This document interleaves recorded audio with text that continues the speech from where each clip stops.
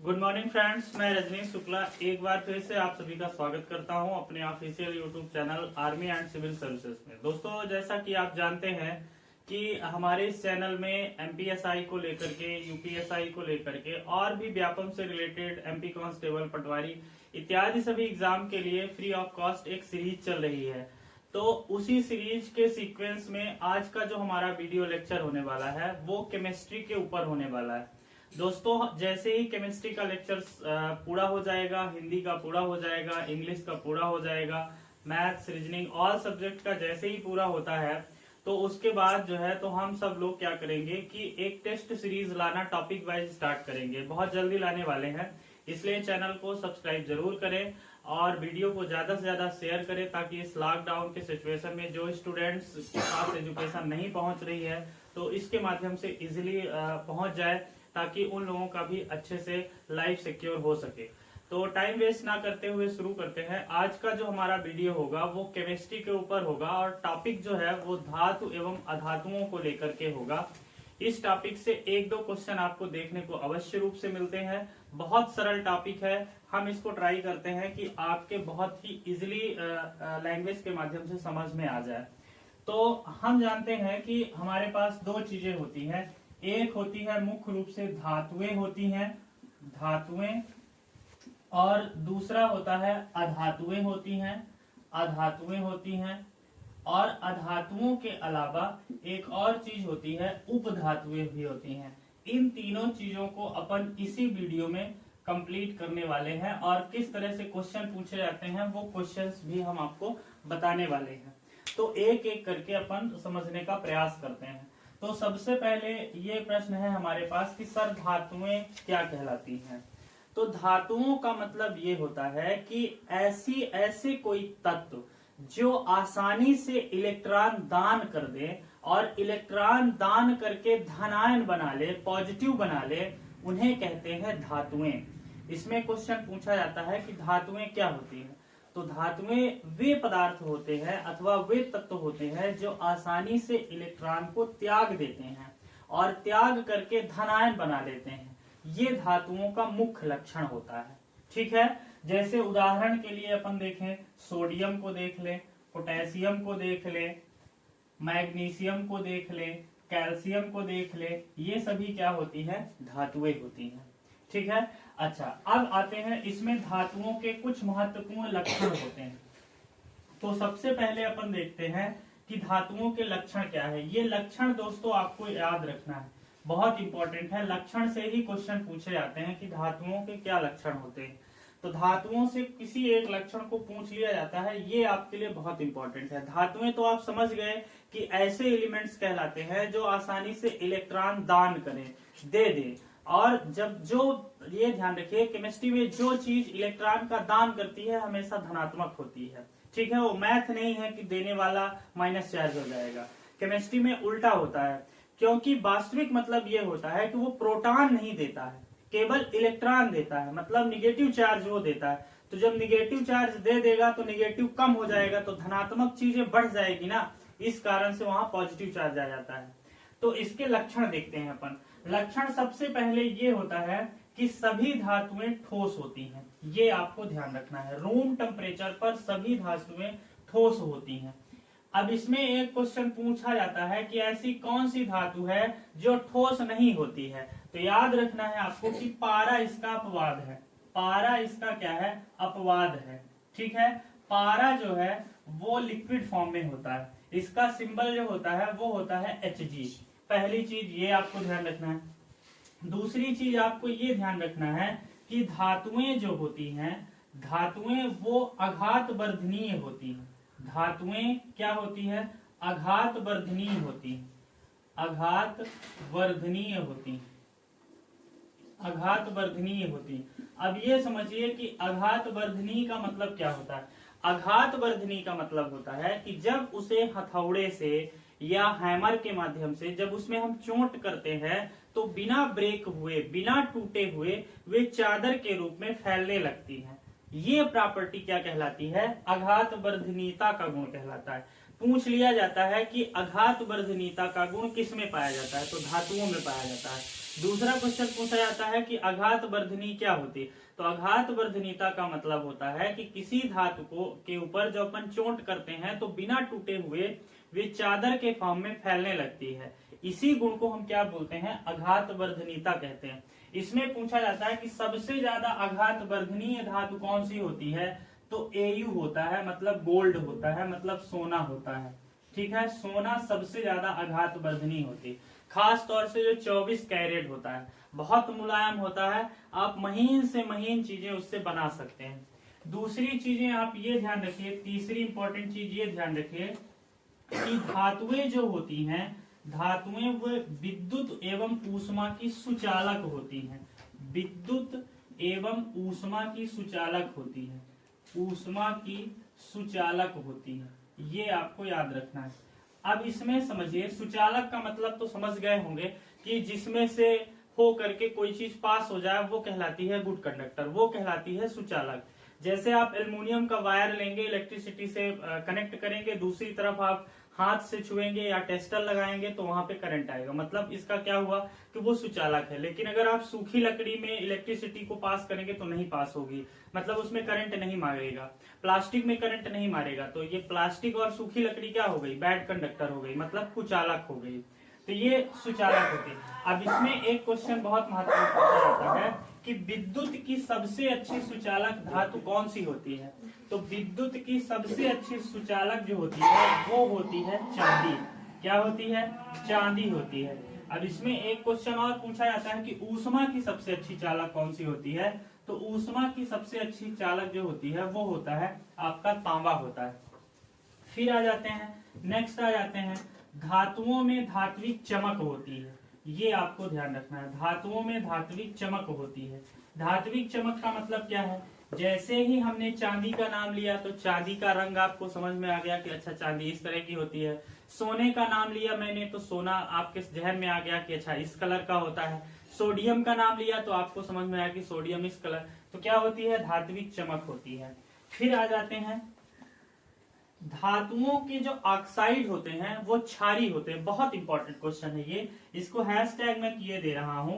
पूछा जाता है कि धातुओं के जो ऑक्साइड होते हैं वो कैसे होते हैं। तो धातुओं के ऑक्साइड हमेशा क्षारीय होते हैं, ये आपको ध्यान रखना है। कैसे होते हैं, क्षारीय होते हैं। ठीक है, ये आपको ध्यान रखना है, क्षारीय होते हैं, ये ध्यान रखिए। नेक्स्ट आप प्रॉपर्टी ध्यान रखिए कि जो धातुएं होती हैं, धातुओं का गलनांक एवं क्वथनांक काफी उच्च होता है। बीपी एवं एमपी काफी उच्च होता है, हाई होता है, बहुत ज्यादा होता है या बहुत होता है। मैं शार्ट में लिख देता हूं, बहुत होता है, मतलब बहुत उच्च होता है। अब इसमें बीपी क्या होता है, जिसमें कोई चीज बॉयल होने लगे, उबलने लगे, वो पॉइंट कहलाता है बीपी। जिसमें कोई चीज मेल्ट होने लगे वो कहलाता है मेल्टिंग पॉइंट, मतलब गलनांक। अब इसमें एक क्वेश्चन पूछा जाता है कि सबसे ज्यादा बीपी किस धातु का होता है। तो ध्यान रखिए, डब्ल्यू का सबसे ज्यादा क्वथनांक होता है। डब्ल्यू मतलब टंगस्टन, याद रखिए, बहुत ज्यादा इसका बीपी भी होता है, एमपी भी होता है। ये सबसे ज्यादा एमपी को लेकर के क्वेश्चन पूछा जाता है कि मेल्टिंग पॉइंट किस धातु की सर्वाधिक होती है। तो मेल्टिंग पॉइंट ध्यान रखिए टंगस्टन की होती है, संकेत डब्ल्यू होता है, और ये यहाँ पे मैं लिख देता हूँ टंगस्टन की होती है। ये सारे पूछे गए क्वेश्चन है दोस्तों, आराम से लिखिएगा, आराम से समझिएगा। इसमें एक क्वेश्चन और पूछा जाता है कि विद्युत बल्ब के फिलामेंट किस धातु के बनाए जाते हैं। तो विद्युत बल्ब के जो फिलामेंट होते हैं इसी से बनाए जाते हैं। देखिए कि जो हमारे बल्ब होते हैं उसमें बहुत बाल से भी पतले फिलामेंट लगे होते हैं, इतनी देर तक वो जलता रहता है बल्ब, चाहे आपका 100 वाट का हो चाहे 60 वाट का हो, फिर भी वो पिघलता नहीं है इतनी आसानी से। तो अंदाजा लगा सकते हैं कि इसका जो मेल्टिंग पॉइंट होता है वो बहुत अधिक होता है। इसी में एक चीज और जोड़ देता हूँ, ये पूछा जाता है कि जो हीटर होता है, हीटर के जो कॉइल होते हैं और प्रेस के जो कॉइल होते हैं वो किससे मिलके बने होते हैं, वो मिश्र धातु के बने होते हैं। मैं यहीं पास बता देता हूँ, मिश्र धातु का जो मैं टॉपिक उठाऊंगा तो मैं उसमें बताऊंगा, लेकिन ये बना होता है नाइक्रोम से मिलके बना होता है। याद रखिए, बहुत पूछा जाने वाला क्वेश्चन है कि हीटर के अथवा प्रेस के कॉइल किससे बने होते हैं। तो नाइक्रोम से बने होते हैं, इनका भी मेल्टिंग पॉइंट बहुत हाई होता है। इसमें एक और इम्पोर्टेंट क्वेश्चन पूछा जाता है कि सबसे भारी धातु कौन सी होती है। भारी कौन सी धातु होती है? तो भारी होती है आपकी ऑस्मियम होती है। हिंदी में भी मैं लिख देता हूं, इसका संकेत ये लिखा है, इसका जो हिंदी होता है वो होता है ऑस्मियम। ये बहुत हैवी होती है, बहुत भारी होती है, ये आपको ध्यान रखना है। तीसरी चीज इसमें पूछा जाता है, इसी टॉपिक से तीसरी चीज क्वेश्चन पूछा जाता है कि सबसे ज्यादा घनत्व किसका होता है? घनत्व तो किस धातु का सर्वाधिक होता है? तो घनत्व याद रखिए आपके Hg का होता है। भले ये लिक्विड फॉर्म में होती है, लेकिन याद रखिए Hg का सबसे ज्यादा घनत्व होता है, डेंसिटी सबसे ज्यादा इसकी होती है। एक चीज और ध्यान रखिए, पूछा जाता है कि सर्वाधिक मुलायम धातु कौन सी होती है? सर्वाधिक मुलायम धातु कौन सी होती है? तो सर्वाधिक मुलायम धातु जो होती है वो होती, आपको दो चीज याद रखना है।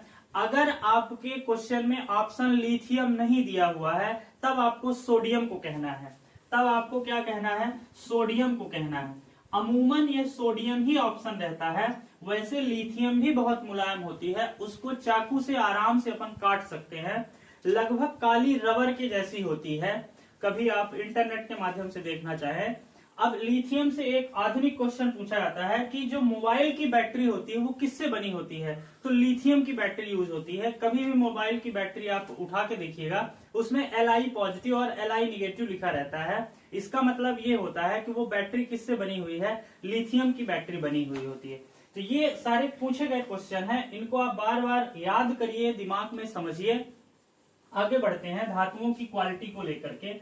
अब इसमें इसकी नेक्स्ट क्वालिटी जो हो गई 7 या 8 नंबर की क्वालिटी हो गई, जो भी हो, तो इसमें एक क्वेश्चन पूछा जाता है कि धातुएं जो होती हैं, तो धातुओं में एक तन्यता का गुण होता है, तन्यता का गुण पाया जाता है। तन्यता का गुण क्या होता है ये मैं समझाता हूँ। तन्यता का गुण का मतलब ये होता है, खींच के तार बना लीजिए, जैसे अपन एल्युमिनियम को देखते हैं, पतली पतली वायर रहती हैं, तावा होता है, तो ये होता है तन्यता का गुण। सबसे ज्यादा तन्य कौन सी धातु होती है ये पूछा जाए तो ये भी सोना होता है, मतलब गोल्ड होता है। ये आपको ध्यान रखना है, सोना में भी तन्यता बहुत ज्यादा पाई जाती है। ये आपको इतनी चीजें कम से कम धातुओं के बारे में आपको याद रखना है, ठीक है। इसमें जो कुछ धातुएं होती हैं, धातुओं को मुख्यतः दो भागों में बांटा जाता है। अब हम धातुओं के भेद पर आ जाते हैं कि धातुएं होती कितनी प्रकार की है। तो धातुएं मुख्यतः जो है तो दो प्रकार की होती है। कौन कौन सी होती हैं? सबसे पहले तो आप ये करिए कि इसका स्क्रीनशॉट ले लीजिए, या तो अपने रफ में इन सारी चीजों को नोट कर लीजिए, क्योंकि ये बहुत इंपॉर्टेंट है, आए हुए क्वेश्चन है, बार बार पूछे जाने वाले क्वेश्चन है। तो इनको पहले स्क्रीनशॉट ले लीजिए, फिर अपन धातुओं के प्रकार के बारे में पढ़ते हैं, ठीक है। ओके, तो अब अपन बढ़ते हैं धातुओं के प्रकार के बारे में पढ़ते हैं।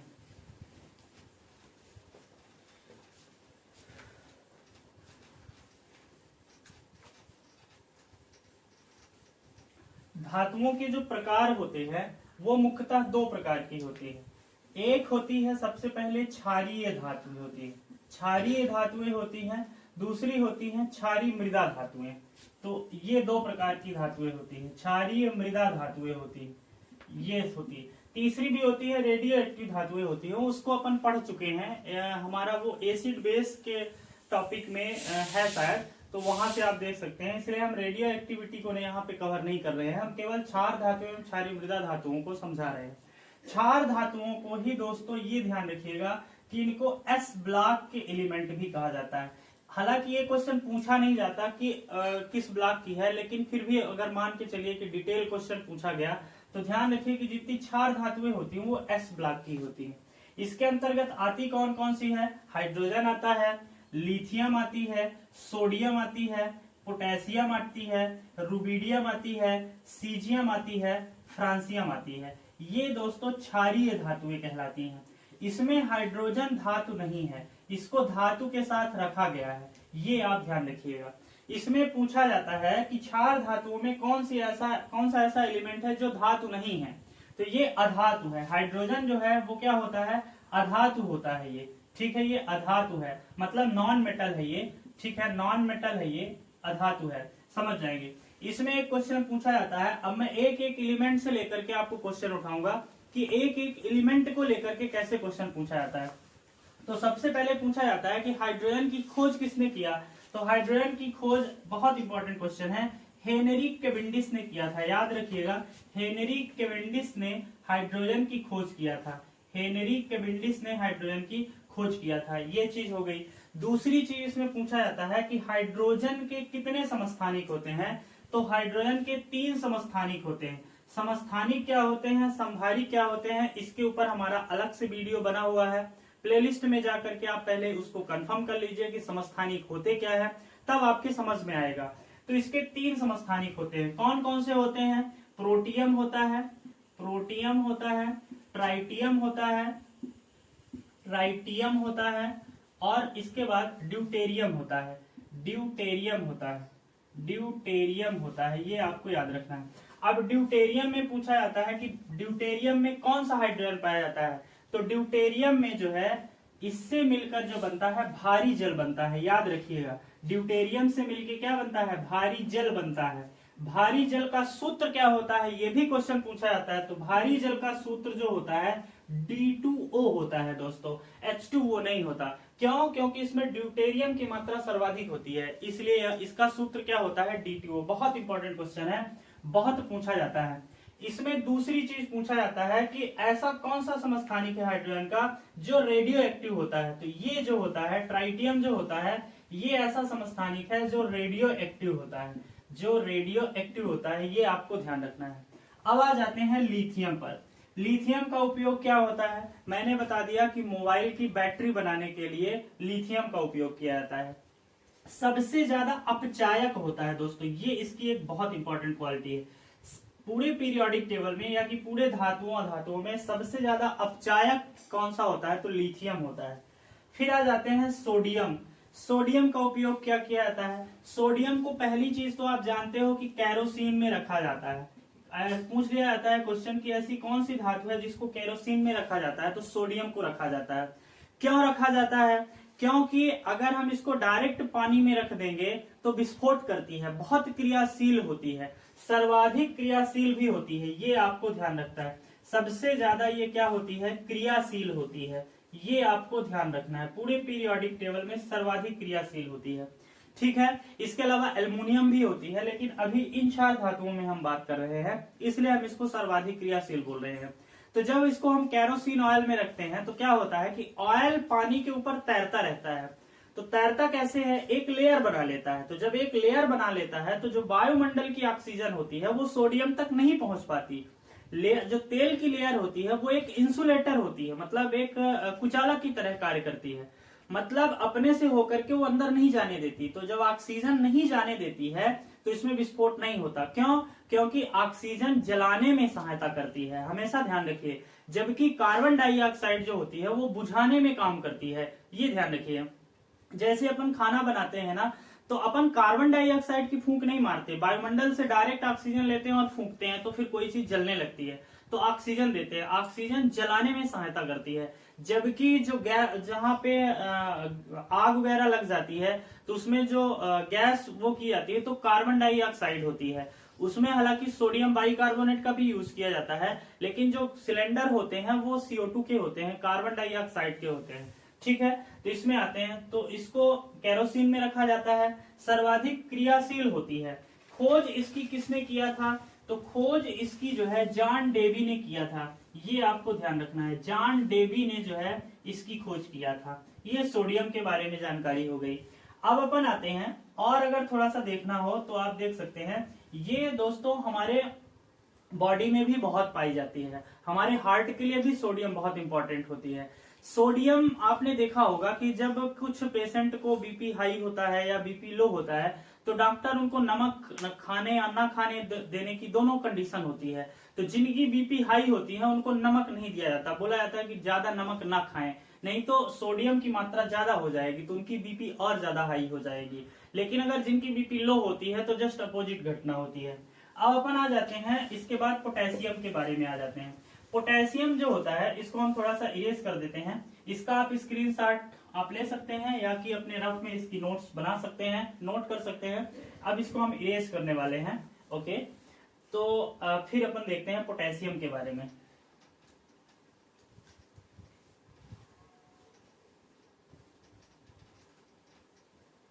पोटेशियम के बारे में देखते हैं। तो सबसे पहले तो ये ध्यान रखिए, पोटेशियम का जो ज्ञान था हमें प्रागैतिहासिक काल से था। ठीक है, कैसे था ये? प्रागैतिहासिक काल की है। हमारे जो आदि मानव थे, हमारे जो पूर्वज थे, उनको इस चीज की जानकारी पहले थी। तांबा की हो गई, तांबा के बाद जो है लोहे की जानकारी होती है, फिर लोहे के बाद पोटेशियम की होती है, गंधक की होती है, और बहुत सारी चीजों की।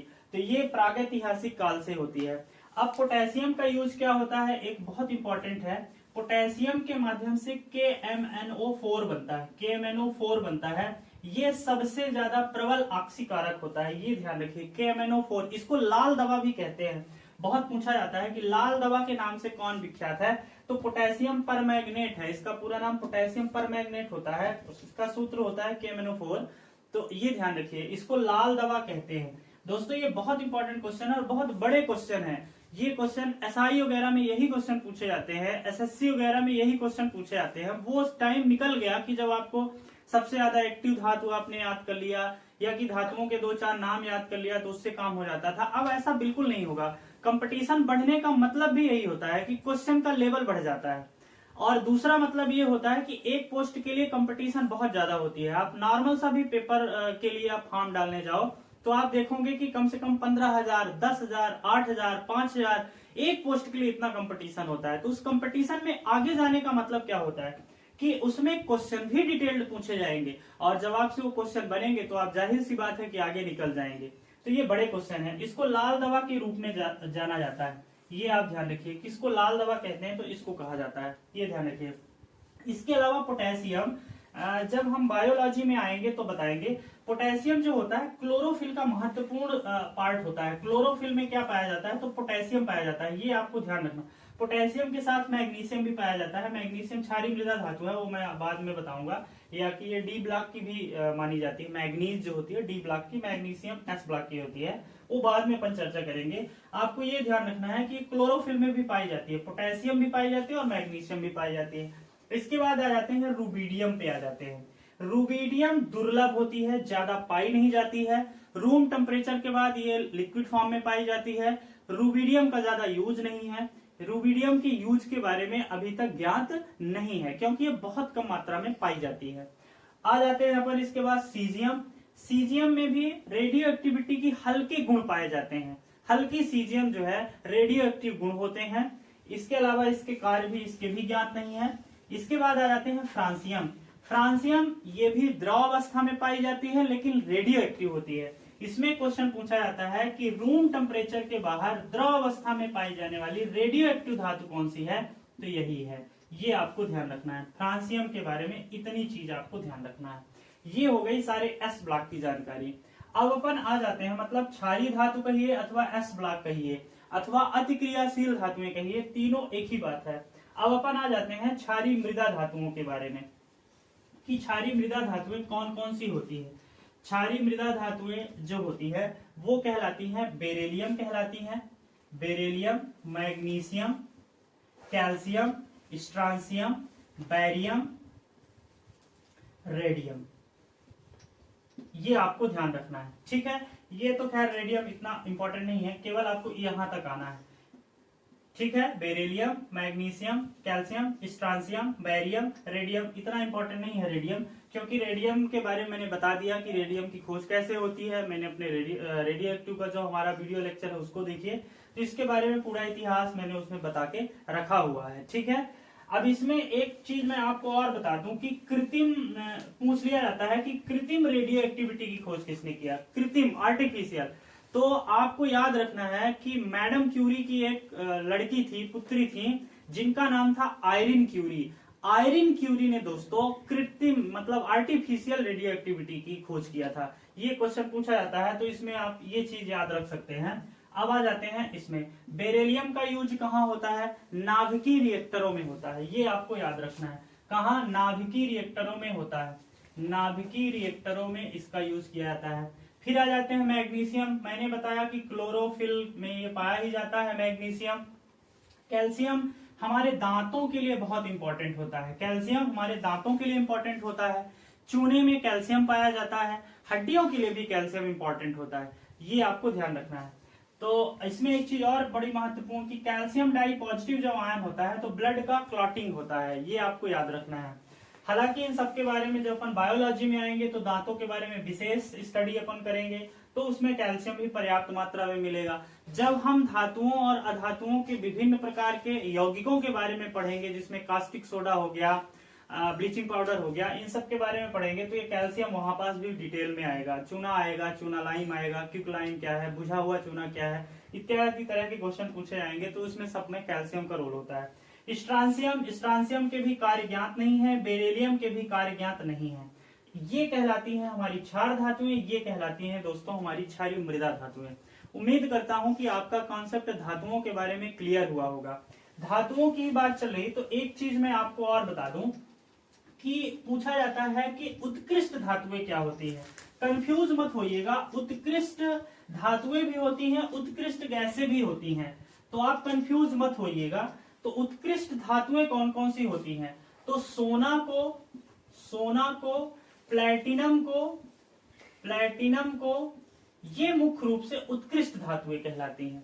ठीक है, उत्कृष्ट धातुओं का मतलब ये है किसी से कोई क्रिया नहीं करते, किसी से क्रिया नहीं करते, इसका मतलब ये है। सोना वगैरह, इसीलिए आपने देखा होगा कि सोने का कभी भी, अगर सोना शुद्ध है तो सोने का कभी भी सोने में जंग नहीं लगता। मतलब सोना काला नहीं होता, चांदी काली हो जाती है लेकिन सोना फेड नहीं होता, अगर वो 24 कैरेट है तो ये किसी से क्रियाशील नहीं होती है। इनको कहा जाता है उत्कृष्ट धातुएं। क्यों कहा जाता है? क्योंकि ये सामान्य कंडीशन में किसी से कोई रिएक्शन नहीं करती हैं, इस कारण से इनको क्या कहा जाता है? उत्कृष्ट धातुएं। इसमें दूसरा क्वेश्चन पूछा जाता है कि कौन सी धातुएं हैं जो प्रकृति में फ्री स्टेट में पाई जाती है, मुक्त अवस्था में, तो ये दोनों क्या होती हैं? मुक्त अवस्था में पाई जाती है, ये कहलाती है उत्कृष्ट धातुएं। अगर आपसे उत्कृष्ट गैसों के बारे में पूछा जाए तो यहाँ पास मैं गैस के ऊपर अलग से टॉपिक लाऊंगा, लेकिन मैं नाम बता देता हूँ। हीलियम होता है, नियान होता है, आर्गन होता है, क्रिप्टान होता है, जेनान होता है, रेडान, ये कहलाती हैं उत्कृष्ट गैसें कहलाती हैं। ये दुर्लभ गैसें भी कहलाती हैं, इनको नोबल गैसें भी कहा जाता है। तो ये उत्कृष्ट गैसें हैं, ये उत्कृष्ट धातुएं हैं। धातुओं के बारे में दोस्तों आपको इतनी ही जानकारी रखना है, 2 से 3 बार वीडियो को रिपीट करके जरूर देखें तो आपका कॉन्सेप्ट क्लियर हो जाएगा। अब अपन आते हैं अधातुओं के बारे में, अधातुओं के लक्षण के बारे में आते हैं। अधातुएं वो होती हैं जो समझा देते हैं, अधातुएं वो होती हैं जो इलेक्ट्रॉन ग्रहण करती हैं, धातुओं के उल्टा होती हैं आपकी अधातुएं। धातुओं के बारे में मैंने बताया कि धातुएं क्या करती हैं? इलेक्ट्रॉन देती हैं, लेकिन अधातुएं क्या करती हैं? इलेक्ट्रॉन लेती हैं। तो जो इलेक्ट्रॉन लेगा वो क्या होगा? ऋणात्मक होगा। वो क्या होगा? ऋणात्मक होगा। आपको ये याद रखना है कि ये ऋणात्मक होती हैं। ठीक है, दूसरी चीज, जितनी भी क्वालिटी मैंने बताया वो कोई भी क्वालिटी अधातुओं में नहीं होती है। आपने धातुओं के बारे में पढ़ा कि धातुएं विद्युत की सुचालक होती हैं, अधातुएं नहीं होती है। सेम आपको उल्टा करते चले जाना है, बस हो गया। इसमें दो तीन क्वेश्चन बड़े महत्वपूर्ण होते हैं। इसमें पूछा जाता है कौन सी ऐसी अधातु है जो द्रव अवस्था में पाई जाती है, तो ब्रोमीन ऐसी होती है। याद रखिए, ऐसी कौन सी धातु होती है? ब्रोमीन होती है जो द्रव अवस्था में पाई जाती है। इसमें तीसरा क्वेश्चन जो पूछा जाता है वो ये पूछा जाता है कि अधातुओं के ऑक्साइड कैसे होते हैं। तो मैंने बोला था धातुओं के क्षारीय होते हैं, तो अधातुओं के कैसे होंगे? अम्लीय होंगे, ये आपको ध्यान रखना है। इसके ऑक्साइड कैसे होते हैं? अम्लीय ऑक्साइड होते हैं, ये आपको ध्यान रखना है। चौथा क्वेश्चन ये ध्यान रखना है कि पूरे पीरियोडिक टेबल में या कि जितने तत्व होते हैं सारे तत्वों में सबसे प्रबल ऑक्सीकारक कौन सा होता है? ऑक्सीकारक कौन सा होता है? तो प्रबल ऑक्सीकारक जो होता है वो दोस्तों होता है फ्लोरीन, ये आपको ध्यान रखना है। फ्लोरीन सबसे प्रबल ऑक्सीकारक होता है। तो अधातुओं के बारे में आपको इतनी ही जानकारी रखना है कि ये इलेक्ट्रॉन लेते हैं, जो इलेक्ट्रॉन लेगा ऋणात्मक हो जाएगा। क्षार धातुओं जितना मैंने बताया उन्हीं सभी का आपको अपोजिट कर देना है। और जो इसके 3-4 क्वालिटी मैंने बताया है इसकी आप स्क्रीनशॉट ले लीजिए और इसके बारे में देखिए। बाकी धातुओं का अपोजिट होता है अधातुएं, ना तो वो उनका गलनांक क्वथनांक कुछ होता है, मतलब इनका निम्न होता है, आपको ये ध्यान रख, सभी का अपोजिट कुल मिला के कर देना है। अब देखते हैं उपधातुएं क्या होती हैं। उपधातुओं का मतलब होता है दोस्तों जिसमें धातु और अधातु दोनों के गुण पाए जाएं, उन्हें हम क्या कहते हैं? उपधातुएं कहते हैं। ये आपको ध्यान रखना है, जो धातुएं भी हो और अधातुएं भी हो। ठीक है, इसमें सबसे पहले आता है जर्कोनियम, आपको याद रखना, पूछा जाता है। तो जर्कोनियम, जर्कोनियम क्या होता है? अधातु होता है। सिलिकॉन क्या होता है? अधातु होता है, सॉरी उपधातु होती है सिलिकॉन। ये आपको याद रखना है, जर्कोनियम हो गया, सिलिकॉन हो गया। ठीक है, तो ये क्या कहलाती हैं? उपधातुएं कहलाती हैं। उपधातुओं का मतलब मैंने आपको बता ही दिया कि जिसमें धातु और अधातु दोनों के गुण पाए जाते हैं। ठीक है, तो उनको अपन क्या बोलते हैं? उपधातुएं बोलते हैं। इसमें एक क्वेश्चन और पूछा जाता है कि किस धातु को रणनीतिक धातु कहते हैं? ये इंपॉर्टेंट चीज है, किस धातु को रणनीतिक धातु कहते हैं, मतलब युद्ध वगैरह में यूज की जाती है, तो वो होती है टाइटेनियम कहलाती है। क्या होती है? टाइटेनियम को अपन क्या बोलते हैं? उपधातु, सॉरी इसको वार मेटल बोलते हैं, मतलब हिंदी में इसको रणनीतिक धातु, रण की धातु कहा जाता है। जितने भी हवाई जहाज वगैरह होते हैं, हवाई जहाज का जो और शिप वगैरह का जो डेक होता है, मतलब जो पार्ट वाटर में रहता है और उठा रहता है, उसको डेक बोलते हैं शिप में। तो डेक वगैरह किसके बनाए जाते हैं? तो टाइटेनियम के बनाए जाते हैं। धातु और अधातु के बारे में दोस्तों आपको इतनी ही चीजें ध्यान रखना है। अगर आप इतनी चीजें ध्यान रख ले तो मेरी गारंटी है कि आपसे कोई क्वेश्चन छूट के नहीं जाएगा। दोस्तों मिलते हैं अपने अगले नेक्स्ट वीडियो में। अगर आज का लेक्चर आपको अच्छा लगा हो तो लाइक, सब्सक्राइब और शेयर जरूर करें। धन्यवाद, आपने वीडियो देखने के लिए टाइम निकाला इसके लिए।